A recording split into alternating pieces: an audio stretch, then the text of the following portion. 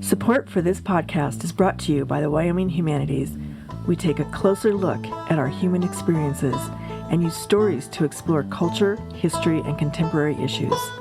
You can find us on thinkwhy.org. I have effectively been able to piss off everyone in America. Hello, I'm Emmy DeGrappa, and this is What's Your Why? Each week we bring you stories asking our guests the question why. We learn about their passion, why they do what they do, why should we care, and what can we learn? What better place to explore the human landscape than from the state known for its incredible landscapes, Wyoming? And what better organization than Wyoming Humanities? Serving our state for over 45 years, we share stories, ideas, and wisdom about the human experience. Welcome to What's Your Why? Today we are talking to former Wyoming U.S. Senator Alan Simpson. Senator Simpson served as a U.S. Senator from 1978 to 1996. Welcome, Senator Simpson. It's a pleasure to be here. Thank you for inviting me.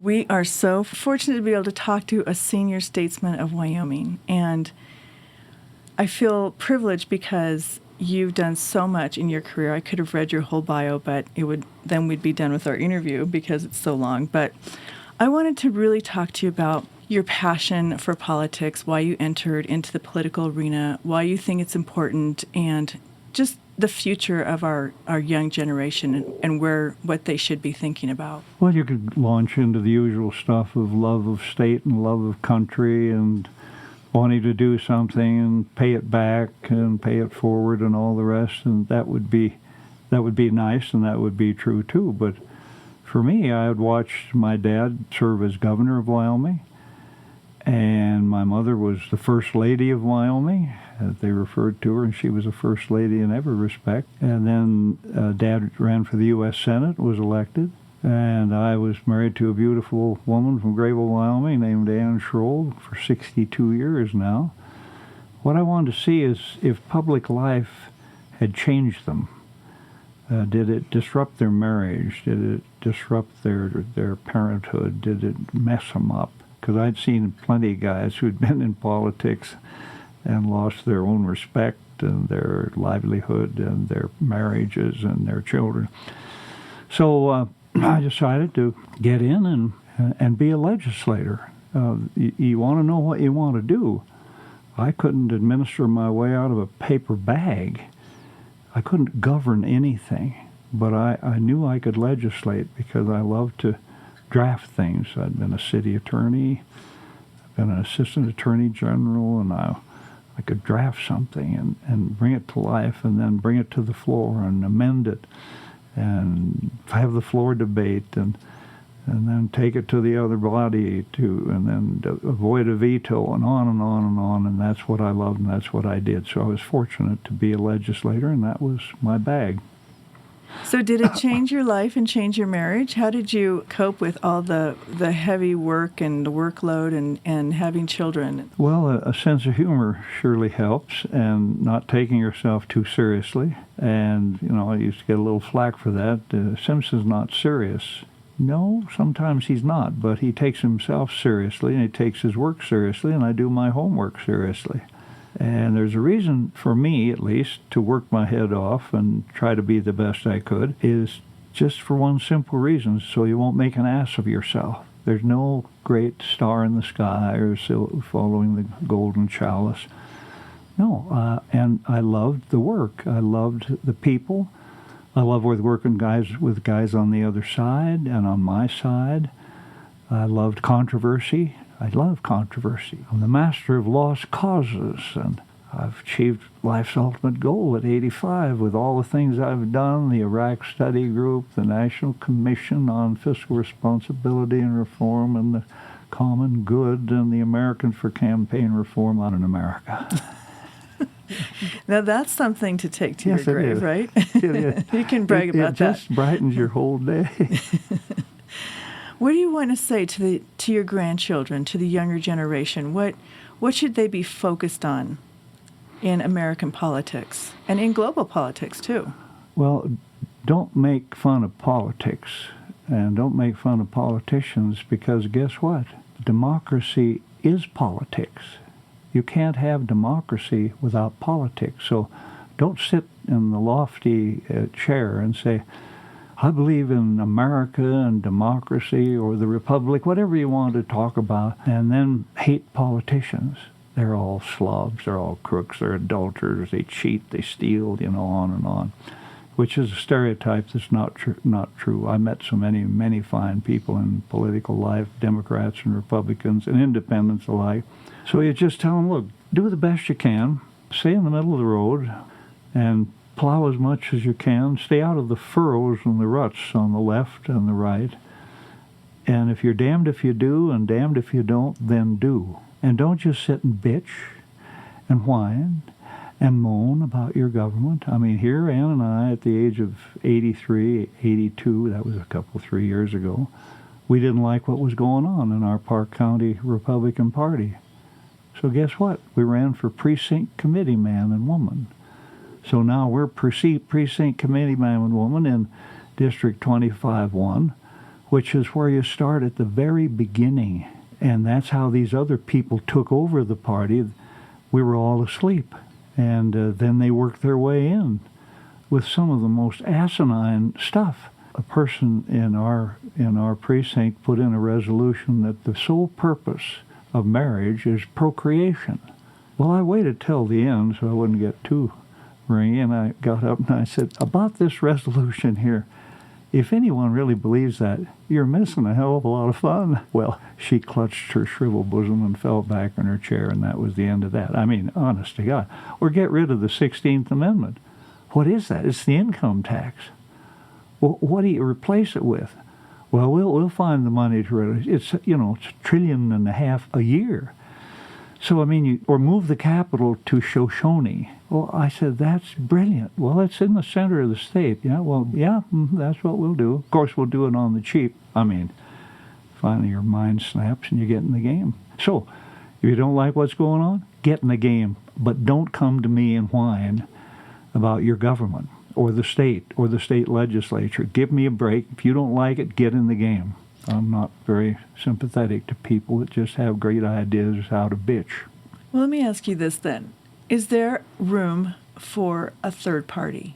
Do you have to either be a Republican or a Democrat? Can you be an independent? What do you think about that? Well, you can, and many people are. I think half the people of the United States, I think, are independent or register that way now. And doesn't surprise me. They're fed up with the Democrats and they're fed up with the Republicans. I mean, look what's happening. Bizarre activities in both parties, which were well portrayed in the primaries. The Bernie Sanders people are still smoked about Hillary, and up in our land, the Cruz people are still wondering what happened to them, and they're probably going to try to vote against Trump. I mean, I don't know. I can't figure it all out. All I know is that the parties will either have to come back from obscurity and absurdity and drop the social issues which are so bitterly, gays and lesbians, we're all God's children. You don't have to believe that, but we are. And it's the law of the land, or abortion.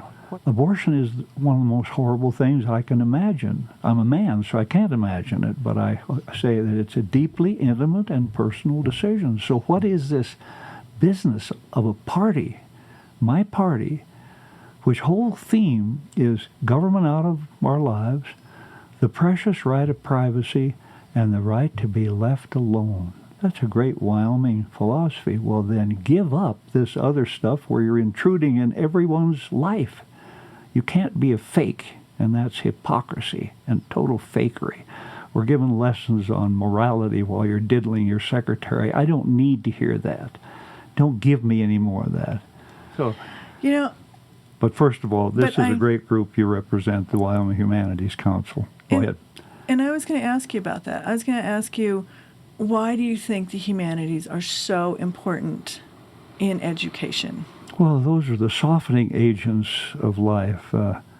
Politics is barbaric. I know better than anyone. If that's all your life is just be in politics and just run around like a chicken with your head cut off, figuring how do I get reelected, without doing anything, without getting into too much controversy, by giving up pieces of myself all my life because I wanted to be a U.S. Senator, wanted to be governor. So you give away pieces of your life and finally there's nothing left of you.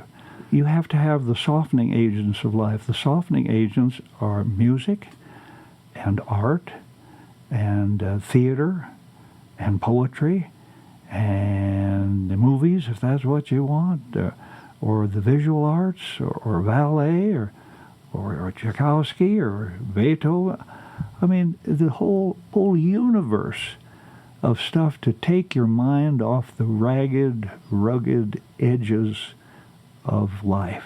And there's nothing more ragged or rugged than a politician trying to spend the rest of his or her days for one simple thing, trying to get reelected. Mm-hmm. So those are important. They're important to my wife and myself and our children, and they have fortunately picked up on that so that they never get too serious, never get so bad that they don't smell the flowers. You know, if you keep your nose to the grindstone rough and you keep it down there long enough, soon you'll find there's no such thing as birds that sing and books that babble. Soon 3 things will your world compose: just shoe the stone and your damn red nose.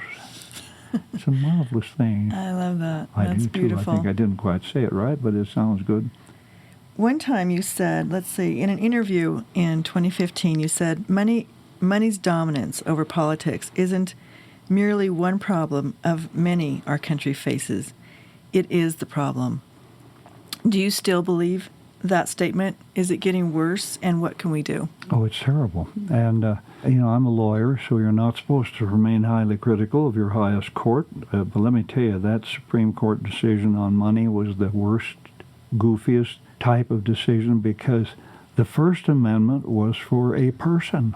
It's the only amendment to the Constitution that was for a person. And it was put in there to protect some guy cranking out seditious literature in a basement in Philadelphia and making fun of these guys. And they said, you can't stop. But don't forget, the Founding Fathers never allowed the media within 100 yards of the building. There's a reason for that. They got their work done. It was contentious. It was passionate. Slap each other around, then go drink port all night, and then come back and do it again. And the media was not allowed to say anything, to even be there, so that they wouldn't come out with a little piece like they do. Now we have 24/7 of picking a little piece. I knew as I did this, they follow you around all day and you get tired, and they're waiting for one slip. They're not waiting for anything positive. They're waiting for one little gaffe, and that's the headline. Stupid would be another word. They're not interested in clarity. They're interested in conflict, confusion, and controversy. So that makes a real tough working arena. I liked where you were going with that, because you were talking about money's dominance over politics. It's anonymous. The Supreme Court decision said that a corporation has the First Amendment right of speech. That is so twisted, because only an individual has that. But anyway, they did it, and then you can contribute as much as you want, and you can do it in a clandestine or secret manner, anonymously. That's the destruction, because the American people are pretty smart. They've always been smarter than their politicians. American Wyomingites have always been smarter than their politicians. That's why we're still here. But let me tell you, when a little guy says, I was going to give $10. But why should I give? I read in the paper the other day that this guy had a PAC named, Snake's PAC or whatever it is, and got $25 million. So they don't need me anymore, and so they think, well, they must be corrupt. And it's a perfect idea to think that you might be corrupt by getting $2 million anonymously from somebody. For what was the reason for that person's contribution? Access, of course. An advantage, of course. So if we kept fooling ourselves there, and so I'm working with Bill Bradley, Senator Bradley, and Democrats and Republicans alike to do something about campaign finance reform and get money out of the system, maybe even with the constitutional amendment. Wow, I appreciate that. Thank you so much. Well, you won't appreciate it, but you just go ahead. if you were waiting for a program and disgust, you get plenty of that every day. But if you're waiting for praise, don't hold your breath. Just go do something. Just go do something. That's great advice. Get off your can and get in the game. Take part or get taken apart. The beauty about the way you handle it is that you just let go of it. You don't take people's criticism and make it part of your body and your heart and soul. No. So I think that's the hard thing when you get into public life is, can you let it go?